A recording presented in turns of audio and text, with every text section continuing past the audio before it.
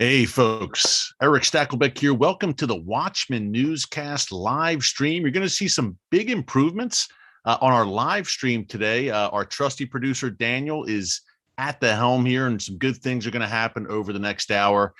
Great to have you with us, as always, here on the live stream. If you have not joined us on a live stream before, this is great. We have a full hour. Of course, I'm live in the flesh here with you, and we'll take your questions at the end. We have a Q&A session. I'll share some of my personal testimony and personal stories. This is a Watchman community we have here on our live streams, watchmen and women on the wall gathering together for such a time as this. So I'd like to share my heart a little bit more than I usually can on our daily newscast. I usually have 10, 12 minutes maybe to share breaking news commentary, but we can go a little longer here today and get more in depth, which is nice. So let's get right into it. We've got some major stories out of the Middle East to discuss.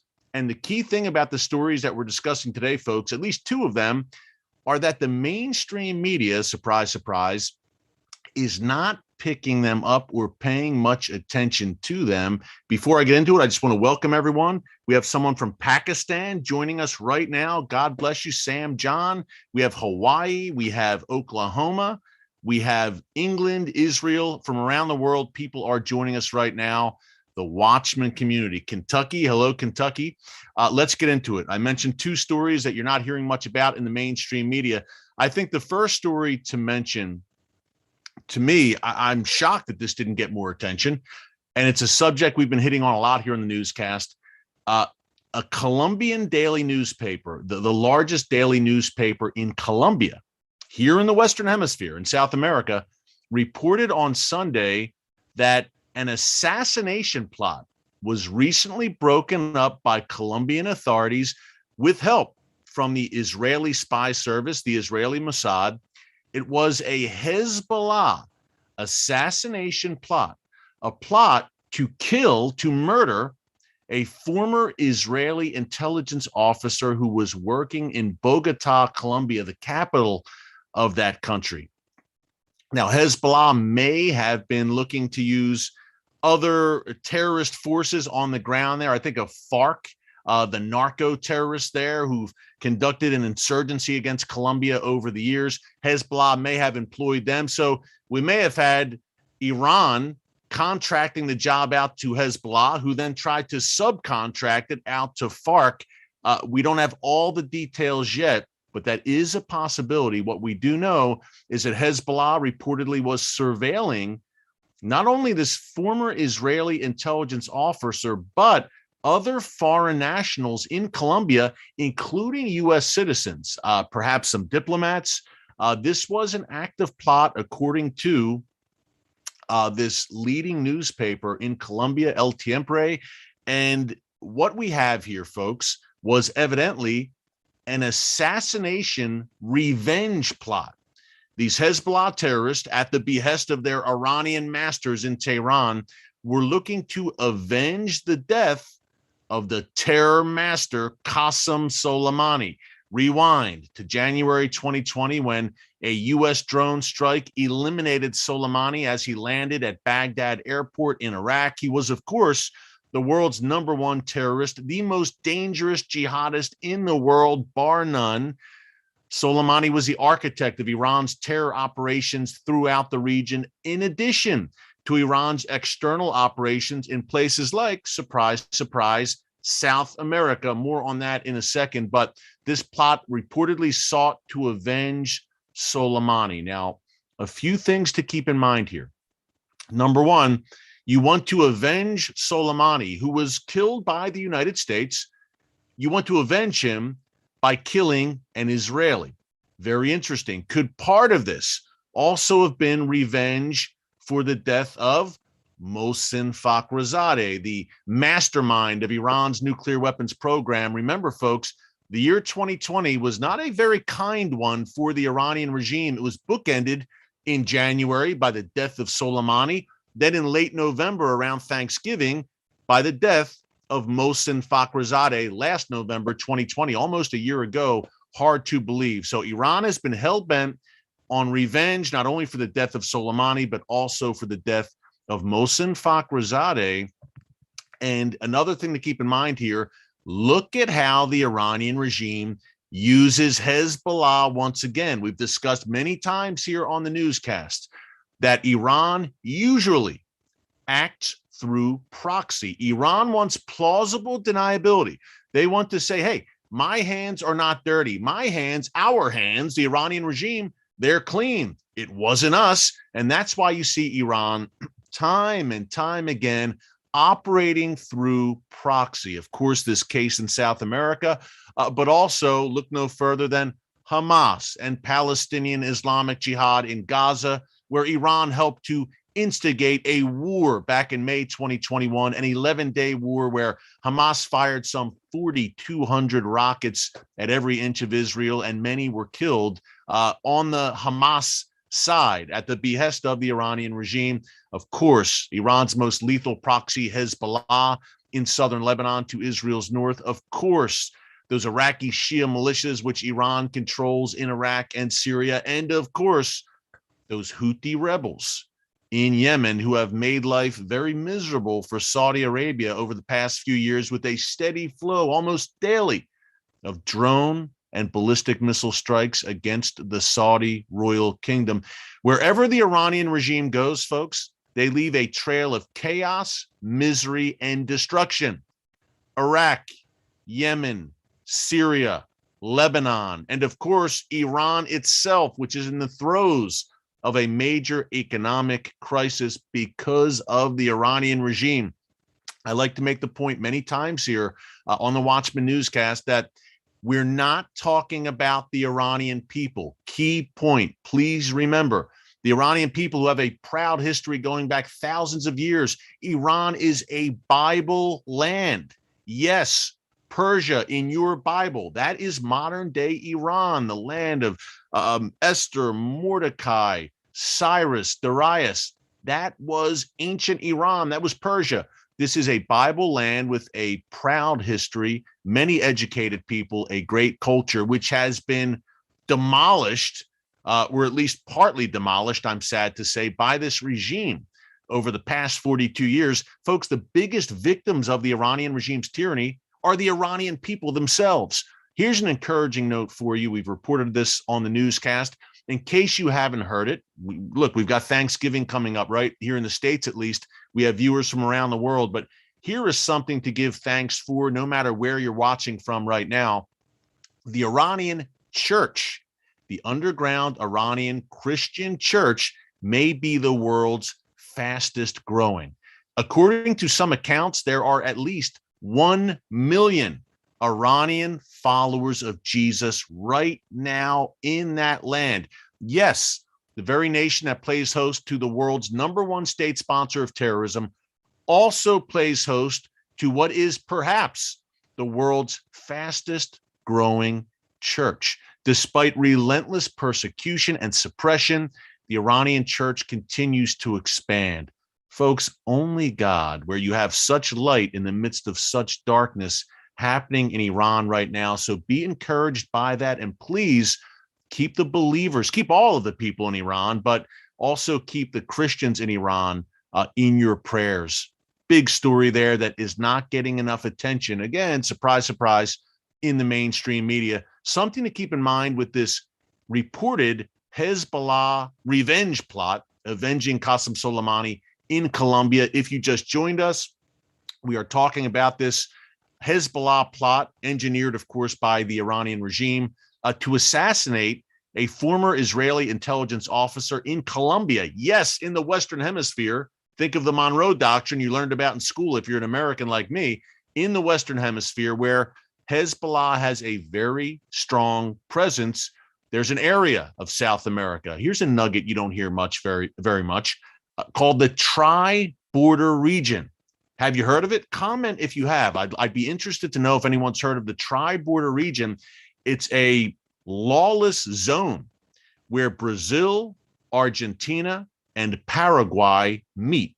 Kind of like a Wild West atmosphere there in the Tri-Border Region. And for years, Hezbollah and various terror organizations have set up shop inside this Tri-Border Region and taken advantage of the lawless kind of anything goes atmosphere there. And Hezbollah has raised money there. They're involved in drug trafficking, and they take the money, the assets from those various drug deals they're involved in, and they ship it back to Hezbollah's home base in southern Lebanon to fund terrorism.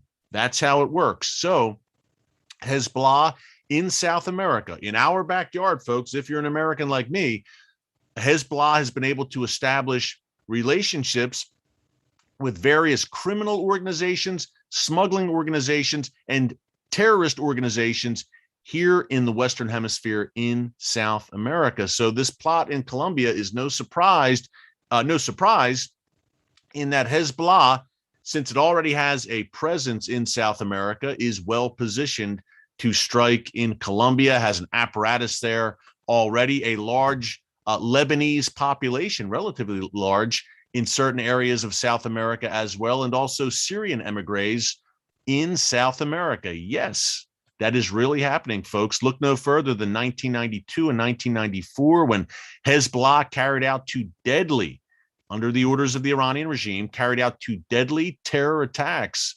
against a Jewish community center and an Israeli embassy in Buenos Aires, in Argentina, here in South America, in the Western Hemisphere. So Hezbollah's arm reaches globally, which means by extension, the Iranian regime's arm reaches globally, which brings us to the fact that this should come as no surprise to you if you've been watching the newscast over the past few months. We have reported that, yes, Iran's looking to avenge Soleimani and Fakhrizadeh, and the most likely route they're going to go to do that is to strike at external targets. Hey, it's very difficult to strike inside Israel proper, right? That's the hardest of hard targets to carry out an attack inside Israel if you're Iran or Hezbollah. So what they've done, and this has been their modus operandi for years, they have targeted Israeli and Jewish interests outside of Israel, in Africa, in Asia, in South America, in Europe.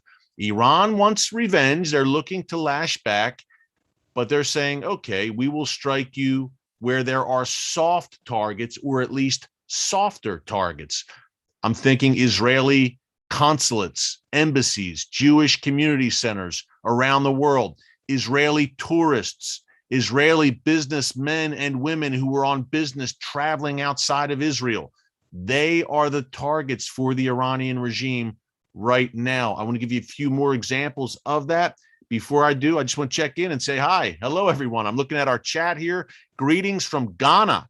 I'm going to mention Ghana in a minute. Hey, thanks for joining us from Ghana in Africa. This is great. We've got questions coming in too. Awesome. Daniel sending them along. Bring your questions to the table. Remember, we're going to close out this live stream. We end at 5 o'clock Eastern time. We've got about 46 minutes left. We are going to close out with questions, Q&A, you and me.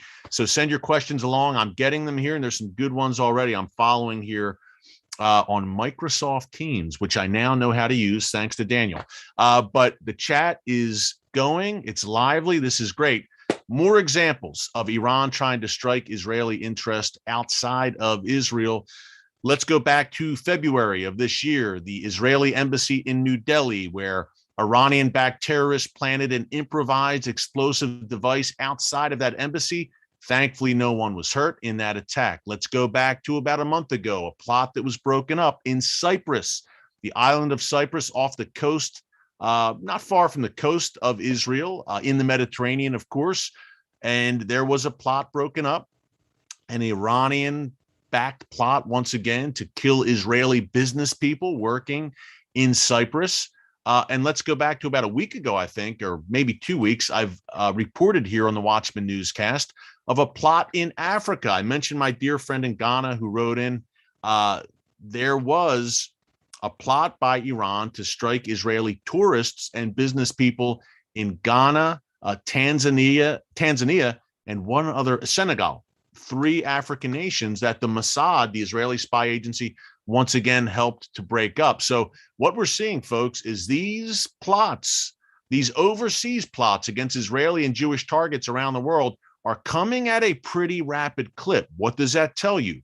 It tells you that the Iranian regime is determined to strike back and avenge, in their words, Soleimani and Fakhrizadeh. Hey, ladies and gentlemen, look, the Iranian regime has taken a bunch of black eyes over the past 2 years, right? Think about it. Not only Soleimani and Fakhrizadeh, two of probably the top 5 most important men in the entire Iranian regime. And yes, I'll put Fakhrizadeh in there. He was the father of their baby, their nuclear weapons program. He's gone. Soleimani's gone, the architect. These were massive losses for the Iranian regime that will not be soon replaced. Not only that, Israel hitting Iran continuously in Iran's backyard on Iranian soil, striking Iran's nuclear facilities through sabotage, and Iran's ballistic missile program there on the ground in Iran through sabotage. And then Israel striking Iran very hard in Syria and pushing Iranian forces back there. So Iran has been back on its heels, really, I would argue, folks, really for the first time in a major way, at least since the early 90s. In the 1980s, it was a young regime, a fledgling regime. We just celebrated. That wouldn't be the word you would use in Tehran, they would, among the mullahs. But the 42-year anniversary of the Iranian regime seizing the U.S. embassy in Tehran and coming to power back in 79. But the 1980s were tough for the mullahs in many ways. Look, the Iran-Iraq war, 1 million people died. But since at least the early 90s on, Iran has conducted a series of terror operations in Europe, assassinations, and around the world, and obviously used proxies and marched across the region, developed more and more advanced weapons, nuclear program, fledgling as well, or I should say thriving, and they really haven't been held accountable. Always operating through proxy, and not only are they getting away with it by and large, but in the 2015 Iran nuclear deal, they were rewarded for bad behavior and gift-wrapped billions of dollars in sanctions relief. What I'm saying to you is this: the Iranian regime has never really been held accountable until 2020, when Soleimani, when Fakhrizadeh were eliminated, when those nuclear facilities. And look, during the years, there were some instances. Back in 2012, the Stuxnet computer virus really put a dent in Iran's nuclear program. That was a joint Israeli-U.S. operation. So they've taken some lumps over the years, but by and large, they've skated by, folks. And they have not faced, the Iranian regime has not faced the kind of consequences that their diabolical behavior, I don't use that word lightly, would warrant until recent years, where Israel has been leading the way on that, undeniably. President Trump did as well when he was in office. I can rattle off what he accomplished in terms of confronting this Iranian regime and holding it accountable. Think of him designating Iran's Islamic Revolutionary Guards Corps, of taking out Soleimani, of course, of pulling out of the Iran nuclear deal. Not only that, steadfastly standing by Israel's side, recognizing Jerusalem as the ancient and ancestral capital of Israel, moving the U.S. embassy there, recognizing the Golan Heights as sovereign Israeli territory, another huge move there under the Trump administration. So Iran was certainly on its heels. Now, is that about to change? In a minute, by the way, we're going to shift to Turkey and Erdogan, a topic we talk about a good deal here on the newscast, and which I believe we'll be talking about a lot more in days to come. But a quick Iran nuclear update. The International Atomic Energy Agency, or IAEA for short, issued a report today saying that Iran is enriching uranium at significant levels. And this is important, folks, because the levels that they are enriching uranium at, and I don't want to get all in the weeds and start throwing out the math and the numbers for you. I know that can be confusing. Just know this: they're enriching uranium at a pace that could put them on the road to a nuclear weapon sooner rather than later. It ain't good. That's what you need to know. But a key point about this is that they are openly violating the terms of the 2015 Iran nuclear deal. Now, of course, you could say, well, that deal is no longer valid. The U.S. pulled out of it. Yeah, but China, Russia, Germany, Britain, and France are desperately clinging to it. So you would think that Iran, in a show of good faith, would try to adhere to the 2015 deal as they work towards a new Iran nuclear deal. They could say to the world, look, hey, we've behaved ourselves. We have kept to the terms of the 2015 deal. We haven't enriched more uranium. We've behaved. We've tried to be good soldiers here and be good stewards of that Iranian nuclear deal. What happened? The exact opposite is what happened as we are on the cusp of these Iranian nuclear talks restarting in Vienna on November 29th. 12 days from now, folks, circle your calendar. November 29th in Vienna, the Iranian regime, Iranian officials are scheduled to restart talks with Western powers, yes, including the United States, indirect talks in Vienna as they chat about reviving the Iran nuclear deal. It's like a zombie or a vampire. They want to revive it from the dead, and it's not going to be good when it is revived. It's going to cause a lot of damage. But that's what they, meaning Western powers, want. But does Iran want it? Now, I said you would think Iran would behave itself and say to the world, hey, we want a deal. We really want this. We've obeyed it over the past 6 years. We've kept our end of the bargain here in Tehran. Let's do this. Let's make a deal. We don't want nuclear weapons. Come on. It's obviously not the case. And if you're tuning into the Watchman Newscast, you're a pretty intelligent person and you have common sense, I hope. But we live in times where common sense is not so common, including right here in the West and in the United States among some of our leadership, where I'm sitting right now. So Iran has enriched more uranium and behaved more and more badly over the past few years, not because it wants a new deal, but because it wants a new deal only on its terms. What you're seeing right now is a blackmail extortion type scenario where the Iranian regime is saying, give us what we want, West, Biden, United States. And if you don't give us what we want, we're going to enrich more uranium. We're going to acquire the bomb. Oh, and by the way, we're going to kill and maim and murder across the Middle East and beyond. We will act and behave very badly, and perhaps we will continue to target U.S. personnel in Iraq and Syria like we've been doing over the past several months with drone attacks, rocket attacks, etc., courtesy of those Shia militias that we control in those two countries. It's real simple. Iran is saying they are wielding all of the leverage here. How is my question? If you look at just on the surface, folks, Iran's economy is in tatters. The regime, as we've laid out here today, has taken major lumps. The United States, still the most powerful country in the world, militarily, economically, in trouble right now. Clearly, as a proud American, it breaks my heart. It grieves me to say that, but clearly we've got major issues here in the United States right now, but still the standard bearer for the world. And you would think we'd have all the leverage, yet the Iranian regime is calling the shots. How does that work? I don't get it. I'll tell you how it works. It works when you have weak, appeasement-minded leadership here in the West. I've said it before. I'll say it again. Man, could we use a man like Winston Churchill right now who would stare down evil. But we don't have that right now. And the Iranian regime somehow has wiggled its way into leverage in these talks. Look, master chess players, the game of chess was created in ancient Persia, and they are wielding all the cards somehow, improbably, inexplicably, against all odds. Iran will walk into these talks in Vienna if they show up, holding leverage and acting, puffing their chest out and acting like they're holding all the cards.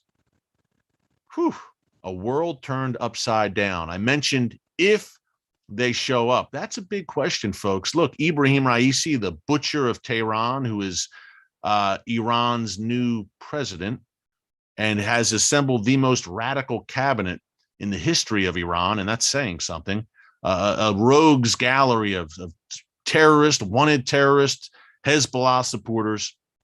Will they actually show up in Vienna? That's a big question right now. Or is Iran going to play this game and stretch it out and play for time and draw this thing out and draw it out like they've been doing for over 20 years? It's been described, the Iranian nuclear crisis has been described as the Cuban Missile Crisis in slow motion. I think that's a pretty apt description. Will they play games here? Will they draw this thing out? Will they not show up on November 29th in Vienna? We're about to find out. Stay tuned. We are watching this very, very closely. And if they do not show up in Vienna, and if they say, you know what, we're going to just go on overdrive and develop the bomb. What they're saying right now is basically to the United States, unless you drop all sanctions against us, we can't do business with you. That's a tall order. And apparently, Biden administration officials have discussed with Israeli officials perhaps an interim version. This was reported today in the Times of Israel, perhaps an interim Iran deal where it's a situation where, okay, it's not the big one, not the large Iran nuclear deal that's going to be discussed in Vienna, but some kind of mini deal where maybe, a year, 2 years, who knows, where some sanctions are lifted by the United States just to get Iran to the table. This is how desperate the West is for a deal, any deal, even a bad deal. And folks, it's a bad deal. The 2015 deal was bad, and now it's even worse in my view because we know who they are. We knew back then. We've known since 1979. But over the past 6 years, time and time again, they have broken that deal that they agreed to in 2015.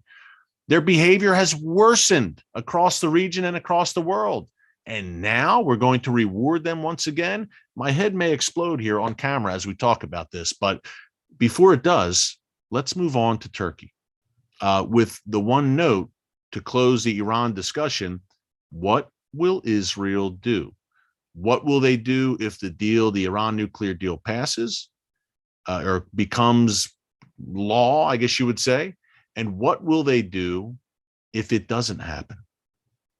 Either way, I believe that this is heading towards a military confrontation between Iran and Israel and a larger regional war where Iran's ring of fire, its proxies will be drawn in.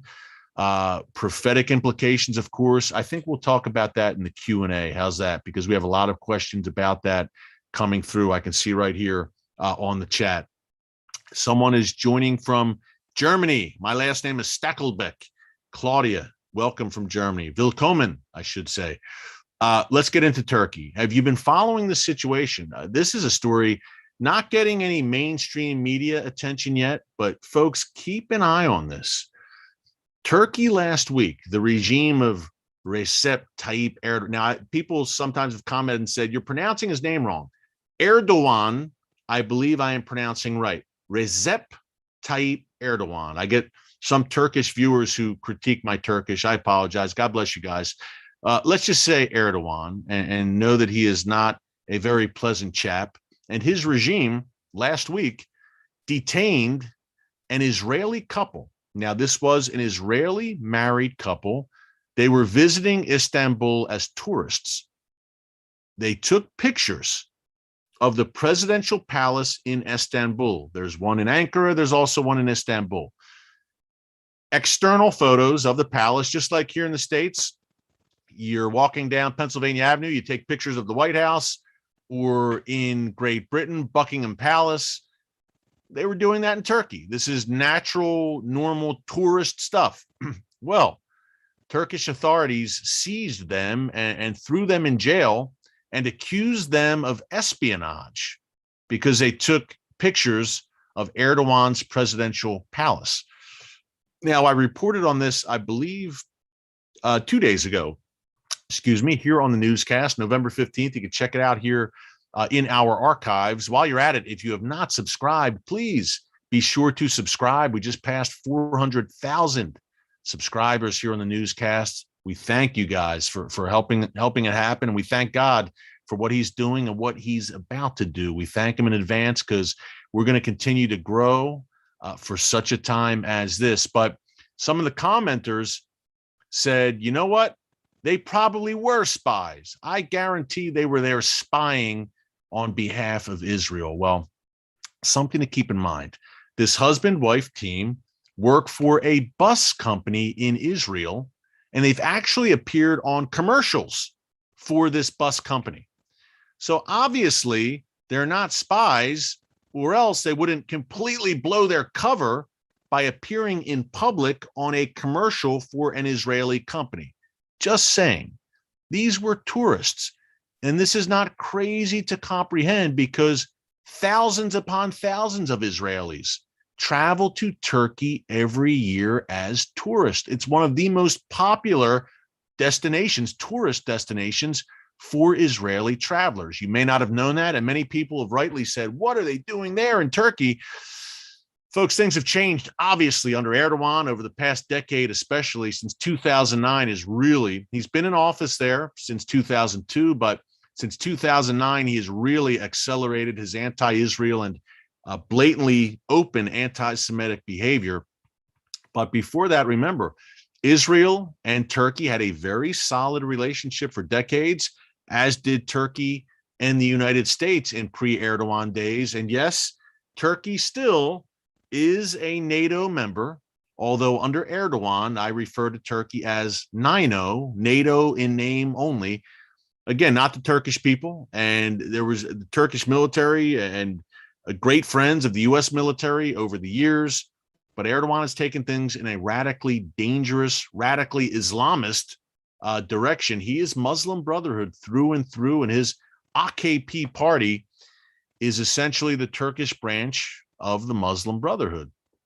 So you have this provocation against Israel, seizing this innocent couple, tourists, and now Israeli officials are starting to get concerned, and they're sounding off. And folks, this is becoming a mini diplomatic crisis that may develop into a major diplomatic crisis. That's why I'm telling you here to keep a close eye on this in the days to come. It's been tense, to say the least, between Israel and Turkey for at least a decade. Think of the Mavi Marmara incident back in 2010, the showdown at sea, and many, many incidents over the years. Erdogan's rhetoric about Jerusalem saying, quote, Jerusalem is ours, meaning the Islamic world, meaning in particular his, because he wants to be the new caliph. He wants to revive that Ottoman caliphate and lead the charge, and he covets Jerusalem. So there's been a lot of incendiary rhetoric by Erdogan against Israel and against Jews in general over the years. And think about it. He is literally claiming another nation's capital city. He's saying Jerusalem is ours. It's not yours, Israel. It's ours. The Jewish people have been in Jerusalem for over 3,000 years. It is the ancient and ancestral capital of the nation of Israel. Imagine Erdogan saying, Washington, D.C., it's ours. London, Berlin, Beijing, ours. Only Israel. Israel is the only nation where other nations would say, other leaders would say such a thing about, and the international community just kind of yawns, and NATO just kind of yawns instead of holding Erdogan accountable. I think accountability is the word of the day here in the newscast. We talked about the Iranian regime not being held accountable, Erdogan not being held accountable for just a litany of threats that he has levied against the West, against Israel over the years. But these tourists are detained, and the initial hope in Israel was that they would be released rather swiftly. Hey, it's just a mix-up. They're not spies. They're tourists. They work for this bus company. Let them go. But folks, I don't know if that is the case. I pray it's not. And you should pray for this couple, these Israeli tourists right now. The Turkish interior minister, high-ranking official, obviously, in Erdogan's government, said today that Turkish authorities, Turkish prosecutors believe that this man and woman were involved in military and diplomatic espionage, in his words. Those are pretty serious charges coming from a top Turkish official. So what I'm saying to you is Turkey might try and milk this for all it's worth. Now, Naftali Bennett, the Israeli prime minister, apparently spoke to family members of one of the hostages. I think we can call them hostages, captives, today. And Israeli diplomats have been able to visit with them. And Israel's, Justice Minister, Gideon Sa'ar, said today they did nothing wrong. These two people did nothing wrong. They were tourists. They did nothing wrong. And he made a good point. He said, Turkey, look, if you want to destroy your tourism industry, by all means, continue to detain these two innocent people on false charges. That's a good point. Turkey has been a tourist hotspot over the years. Obviously, a lot of history there. Biblical history as well. Think of the Apostle Paul and his writings and his travels through what is modern day Turkey. So it is a Bible land for sure. But that could all be ruined if an incident like this continues to grow and get out of hand. And it may very well, you might say, what does Erdogan have to gain here? For him, I would think prestige in the eyes of radical Islam. Again, as I mentioned a minute ago, he fancies himself as the new leader of the Islamic world, the caliph, the leader of the caliphate. That's what he aspires to be. So this helps his street cred, I guess you would say, in the radical Islamist world.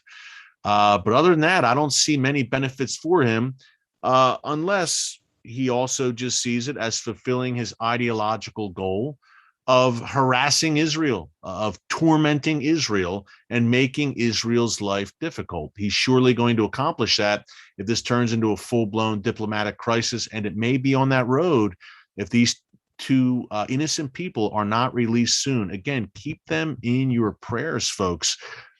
Turkey, Iran, prophetically, a lot going on there. We've talked many, many times here about the book of Ezekiel, chapters 38 and 39, the war of Gog and Magog, how Iran and Turkey are two central players, which is very interesting because on Monday of this week, the foreign ministers, in case you missed it, of Turkey and Iran met in Tehran, and Turkey's foreign minister pledged that Recep Tayyip Erdogan will be making a state visit to Iran very, very soon. And of course, both nations are continuing to form stronger bonds with Russia. And all three nations right now are in Syria on the ground, not far from the mountains of Israel. I'm sure we may talk about this more in the Q&A. Hey, a quick thing to bring up, if we're getting the QA, 5 minutes will be there. Keep the questions coming. We're about to get it. One personal note I wanted to share with you real quick. And again, if you're just joining us, thank you. This is great. Keep writing in, keep the chat going. We have a very robust, that's a word for you, chat room right now, and we've got questions coming in. Do you realize, and I'm starting to write an autobiographical book, which I think you're going to like. I've written 3 books. This would be my 4th, and it's in its infancy right now. When I get the time, I'm working on it. A lot of it will be my personal story. If you don't know a lot about my story, we have discussed it on previous live streams. I want you to realize something. I'm sitting here right now speaking to you solely by the grace of God. What I'm doing right now, my career in journalism as a media personality, reporter, host, all of it, it began in a hospital bed. You might say, what do you mean? Well, it began in a hospital bed on April 9th, 1999, about 10 hours after I was shot with a .22 caliber bullet, which is still in my right hip today. And you might say, whoa, wait a minute, you were shot? Yes, I was, in an act of, I describe it as random street violence growing up in Philadelphia. Long story short, I was playing basketball with friends, and a guy came up and started shooting. A nice early spring night. A guy was looking for someone over drugs and opened fire. That's the shorter story of it. I can elaborate more on a future newscast, but know this, I was hit. I'm a big target. I'm 6'5", and I was hit. And that bullet came very close to my femoral artery, meaning if I was hit in that artery, I would have bled out and died. 99 out of 100 times, that's what happens when you're hit there. That bullet came so close that surgeons decided we're going to leave it in there. We don't want to mess with it and take it out because we're afraid of hitting that artery. And that ain't good, to say the least. So the bullet is in me still. You might say, okay, what does that have to do with your journalism career? And by the way, I'm sharing this story to encourage you about the faithfulness of God and how he's moving today, no matter what you're going through in your life. But I'm also sharing it with students. Pray for me at my daughter's school on Friday, high school students who I think need to hear this. How does it all link to my journalism career? As we get into questions in 2 minutes, hear me out here. Well, about 10 hours after I was shot, I was in the pit, the worst night of my life, excruciating pain, staring at the ceiling in a hospital bed all night, didn't sleep a wink, horrific. Didn't know what was going to happen. Will I walk again? Will I walk with a limp for the rest of my life? Hit in the hip. How will this affect me? What's going to happen? What am I going to tell people? What am I going to do? The lowest moment in my life, without a doubt. And just as it happens, the next morning, I'm saying, what am I going to do? The phone rings and someone near and dear to me called, checking up on me, but also kind of read me the riot act. Don't worry, it wasn't my wife. She was only my girlfriend then. We were young. I was 23. She was 19, 20, I guess. But this person who I love was just frustrated and said, how did this happen? That kind of thing. Hung up the phone with this person and felt even lower in the pit.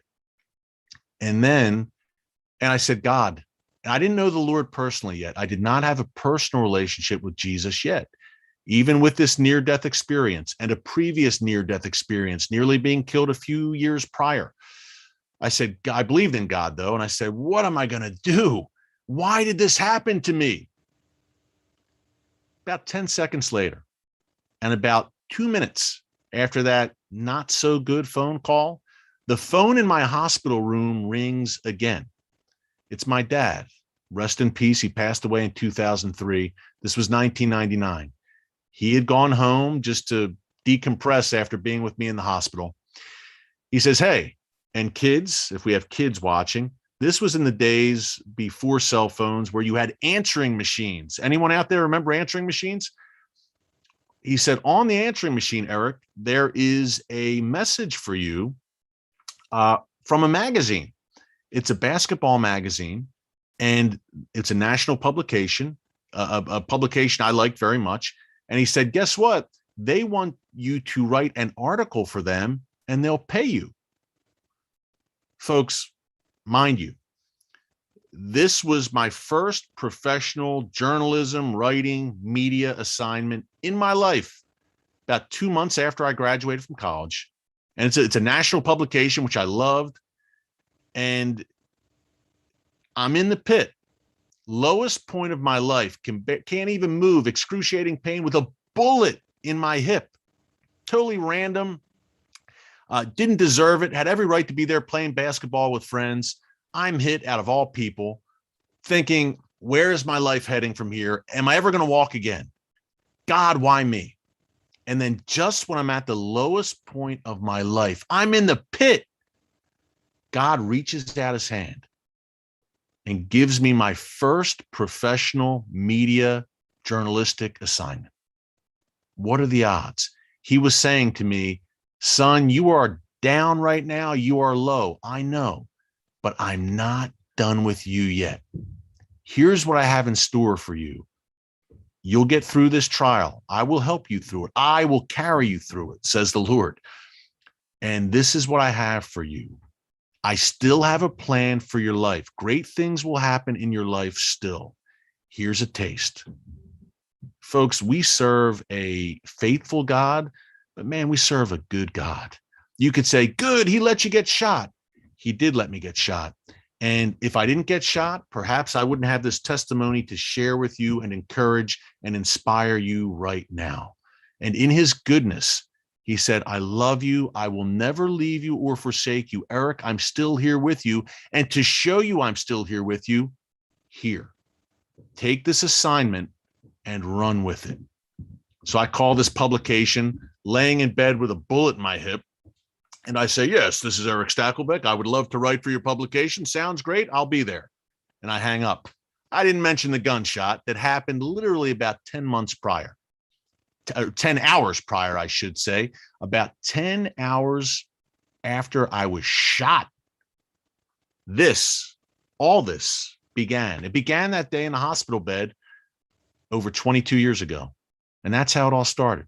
And that's what I'm writing about right now. And that's what I'm going to share with my daughter and her classmates on Friday. I'd appreciate your prayers. And there's much, much more to the story, folks. But man, God is loyal. And I didn't deserve it. And I still don't. None of us do. But he's faithful and he's loyal. And he will never leave you or forsake you. He truly won't. I mentioned that poem, Footprints, that my mom loved and gave me a bookmarker that I still have when I was in grade school. And the gist of it was, God, where were you during those struggles, those trials, those tribulations I had? There's only one set of footprints here on the sand. Where were you? I was walking alone. And the Lord said, no, those are my footprints. I was carrying you through that whole ordeal. Folks, I have so many examples from my life where God carried me through, where I literally, especially after I came to know the Lord personally and chose to follow Jesus, I made the choice. There's been times I've just kind of been groping darkly in a dark hallway and hung on to the hem of his robe and said, Lord, I don't know where this is going, but I'm going to follow you and let the consequences be what they may. So I hope that story blessed you today. Thank you for helping me to share it. Let's get into questions. Okay, what do we have here? Let's see, guys. Apologies for the pause. Good question here from Robbie Landau. And relevant considering what we were talking about. Eric, do you think Israel will attack Hezbollah in Lebanon before striking Iran's nuclear facilities? Robbie, great question. We got into this a bit on a previous live stream as well. Folks, you would think, right? Hey, I'm not a military strategist, but I talk to a lot of military folks in Israel, in Europe. I've spoken in the US, the Pentagon over the years. Not right now at the Pentagon, but in previous years, yes. And certainly in Israel still, the Israel Defense Forces. I've been on live fire drills with the IDF. And just in talking to them and talking to various minds and analysts and strategists on this issue, you would think that Israel, if it, and a big if, I'm not saying it's definitely going to happen, but it's looking perhaps likely as this whole Iran nuclear crisis continues, if Israel feels the need to strike Iran's nuclear facilities to protect Israel's very existence from the world's deadliest weapons in the hands of genocidal madmen who wish to wipe Israel off the map. If Israel does that, you know there's going to be blowback. And the main source of that blowback would be Hezbollah. Some 150,000 rockets and missiles pointed at every inch of Israel, perched there in southern Lebanon. So you would think that Israel would get out ahead of things, if that makes sense. And yes, strike the nuclear facilities, but at the same time, preemptively neutralize the Hezbollah threat to the north. It would seem to make sense. Again, I'm not a military strategist. I know that the Israel Defense Forces, according to Benny Gantz, the defense minister, just last week said that Israel, I'm paraphrasing here, has some new tricks up its sleeve, basically, for Iran and some different tactics that it will employ. Look at the history, folks, of daring Israeli operations in the intelligence and military fields and improbable, miraculous victories. And I would say that Israel would not blindly and recklessly charge headfirst into a very dangerous, combustible situation without having a concrete plan to preserve the lives of as many Israeli men, women, and children as possible. You would think that a component of that, if it goes in that direction, would be some sort of neutralization of Hezbollah's rocket and missile arsenal. We may see. Fasten your seatbelt. Good question there. Let's see what else we have. And we have a really good chat. Wow, the chat is really coming along. Someone asked, here's one for you. Faye Trindadi, I think, or Trindad. Thanks for your question, Faye. How is the gas pipeline to Europe coming along? Belarus and Russia are giving Europe a hard time. Yeah, they are. We talked about it yesterday. Belarus, Alexander Lukashenko, who's been called Europe's last dictator, a close ally of Vladimir Putin, he threatened last week to cut off the natural gas supply to Europe. And Vladimir Putin has made similar threats over the years, maybe veiled threats, every time there's some tension between Russia and Europe. Literally, Russia, and to a far lesser extent, Belarus, have Europe over a barrel, I guess you could say. It's always a cold winter in Europe, of course, and they're relying on Russian natural gas and fuel to help heat European homes. And Russia and now Belarus could say, you know what? You can freeze this winter. You don't like what we're doing? You'll freeze this winter. We're shutting off the flow. So that is a serious situation. And watch out for what is going on right now along Belarus's border with Poland. Now, Belarus is intentionally, according to Europe, bringing Middle Eastern migrants to its border where they're staying in a cold forest along the Belarus-Poland border, and with the intention of letting them flood into Europe. And they're threatening Europe again. And they're saying, if you don't do what we want you to do, we will flood your cities with these migrants that we've brought here intentionally. Well, Europe, all of a sudden, after letting in a flood of, I think Germany let in 1 million refugees from Middle Eastern countries and places like Afghanistan in 2015, they're changing their tune now in some parts of Europe, certainly Poland, Latvia, Estonia, the Baltic states, Hungary is another country is saying, hey, no way. But even Western Europe now is kind of saying, wait a minute, this isn't good. And finally, perhaps waking up. So this has been a bit of a collision course between Belarus and Europe. And if Belarus is involved and the European Union's involved, you could guess Vladimir Putin will have his say before it's all said and done. So keep an eye on that as well. That is an important story that's been developing. By the way, another important story, which, yes, did get some coverage this week, surprisingly, Russia carried out a space missile test where a Russian so-called space missile shot an old Russian satellite out of space, shot it down and blew it up. And a cloud of debris, we talked about this on yesterday's newscast, by the way, if you want to check it out in our archives. I got into it a bit more in detail. A cloud of debris from that explosion traveled towards the International Space Station, and it was a dangerous event. And there's been a world uproar about it, but Vladimir Putin basically laughs and says, what are you going to do about it? He says to America, I saw what just happened in Afghanistan. You're not credible. Your threats aren't credible. We don't take you seriously. We're going to do what we want to do. China is saying the same thing, and so is Iran. Again, I talked about that on yesterday's newscast. Not a good moment right now. Let's see. What do we have here? What do we have here? Some more questions here. Let's see.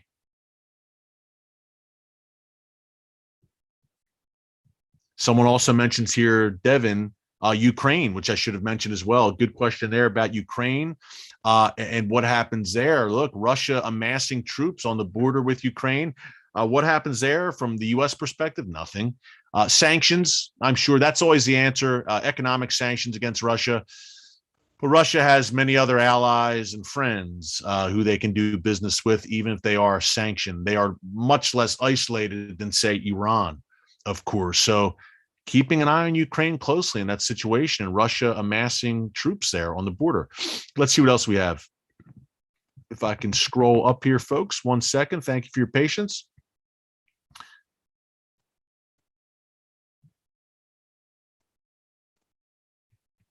One second. I'm looking at these questions. And they're good ones. That's why I'm taking my time here. I want to get some good ones here. Here's a good one. we talk so much Middle East on this, but I have found on this newscast, I have found myself in recent months getting more and more into Russia and China because, hey, they are massive players on the world. We're not just Middle East here in the Watchmen predominantly, but we talk about the whole world scene. And I find myself more and more talking Russia and China because they are major powerhouses, obviously, but increasingly major players in the Middle East. Now, Chinese aggression, good question. Obviously, massive military buildup, obviously massive nuclear buildup on the part of the communist regime in Beijing. But did you know that China also has a 20-year deal with Iran? That's right. They inked it this year. And basically, here's how it goes. China supplies Iran with advanced military and technological know-how and hardware, and Iran supplies China with cheap oil. That's the essence of the deal, but it's a deal nonetheless, and it's a long deal, 20 years. So that is a serious deal where both sides have skin in the game from a prophetic sense. And we didn't get too much into prophecy today like we usually would during the Q&A. I apologize. But this all ties together in these Bible times that we're living in a prophetic sense. We went back and forth on this on the live stream last week. Who is that 200 million man army that the book of Revelation talks about that crosses the Euphrates River? It dries up and they cross the Euphrates and they come down into the Middle East in the last days. Many believe those kings of the East that the book of Revelation talks about could be a China-led confederacy. Others say, no, you're wrong. It's not China. It's a supernatural army of, I guess, demonic foot soldiers, 200,000 strong. John makes the number very clear in the book of Revelation. What do you all think? I'd love to see your comments there about that section of the book of Revelation, talking about that 200 million man army. You know, on its face, China can put, with their massive population, could put at once 1 million men on the battlefield. Easy, if you're China, with that population, with that surplus, massive population of young men, young Chinese men, of course, too, thanks in large part to the forced abortion policy that was enforced for so many years in China, the one-child policy, state-sanctioned infanticide in China. You could say we have that in some ways in the U.S. as well. Any nation that legalizes abortion under all circumstances, like we see in some places. Let's see, we have about 2 minutes left. Let's see one more question. Diana Smith. Eric, do you believe that the Biden-led America will be there to support and back up Israel? Diana, I'm not too confident. I have to be honest with you. The Afghanistan effect I've talked about here on the newscast, of course, but also prophetically, if the war of Gog and Magog that the book of Ezekiel, chapters 38 and 39 talks about, if that is, I don't want to say imminent like tomorrow, but if that's on the horizon in perhaps the not so distant future, maybe it's 2 years, 5 years, 10 years, if it's not so far off, certainly all the pieces are moving in place that are described in there. It seems to suggest that Israel is alone when this confederation of nations gathers against Israel. Can anyone watching right now, would you be shocked if the Biden administration did not come to Israel's aid based on what you've seen so far, especially if tensions increase between Israel and Biden over the Iran nuclear deal, over Israeli building in the biblical heartland of Judea and Samaria, the settlement enterprise, as the United States calls it? So things could get a little more tense, but there's hard feelings there. And just the general policy under this administration in the United States is obviously don't stand with your allies, apparently, judging by what we've seen in Afghanistan and elsewhere. So you could certainly see a scenario where the U.S. does not come to Israel's aid when these things unfold, I'm sad to say. Thanks so much for joining us. Hey, quick thing to note. Remember ARTZA, the ARTZA boxes, ARTZA, ARTZA box.com, ARTZAbox.com. That special Watchman discount, Watchman 18 to get 18% off an ARTZA Holy Land box. Check that out. Use the discount. You will like it. Until tomorrow, thanks for joining us. God bless you from here at the Watchman. And remember, never hold your peace. Take care. Hey everyone, thanks for checking out the Watchman Newscast. If you enjoyed this episode and want to see more, make sure you go ahead and hit the like button, click subscribe, and tap the bell icon to turn on notifications for new Watchman Newscast episodes every weekday.